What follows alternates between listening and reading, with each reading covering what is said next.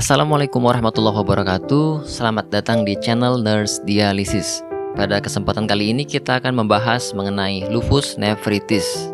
Istilah lupus berasal dari kata systemic lupus erythematosus. Sistemik artinya mempengaruhi banyak organ di tubuh. Erythematosus berarti kemerahan di kulit. Lupus berasal dari bahasa Latin yang artinya serigala. Istilah ini diambil karena ruang merah pada wajah penderita lupus menyerupai gigitan serigala atau pola wajah serigala. Jadi, sistemik lupus erythematosus atau SLE atau lupus merupakan penyakit yang menyerang sistem tubuh secara keseluruhan dan mempengaruhi berbagai organ, dan yang paling sering adalah munculnya bercak merah di kulit. Sedangkan nephritis berasal dari kata nephron yang dalam bahasa Yunani berarti ginjal, dan itis artinya peradangan. Jadi, lupus nephritis adalah peradangan ginjal yang terjadi karena seseorang menderita sistemik lupus erythematosus. Penyakit ini berkembang hasil dari kombinasi faktor genetik dan faktor lingkungan.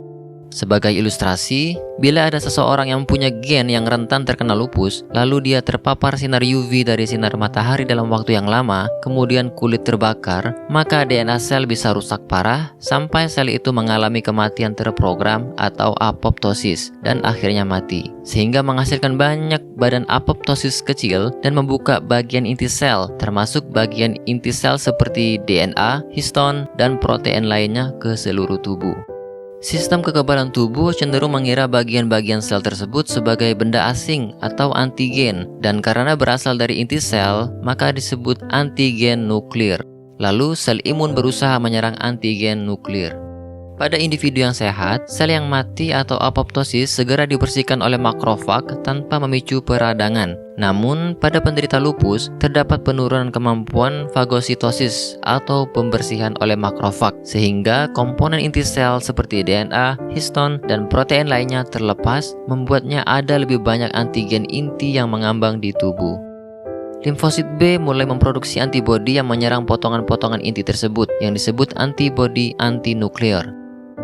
Antibodi antinukleer ini menempel pada antigen inti, membentuk kompleks antigen antibodi yang kemudian terbawa aliran darah dan menumpuk di berbagai tempat termasuk ginjal.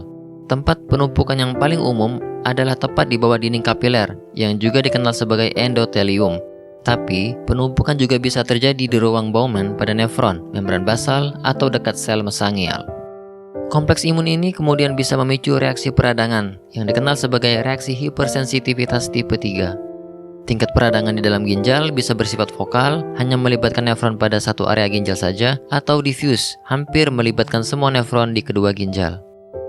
Pada sebagian besar kasus, lupus nephritis bermanifestasi sebagai sindrom nefrotik atau sindrom nefritik.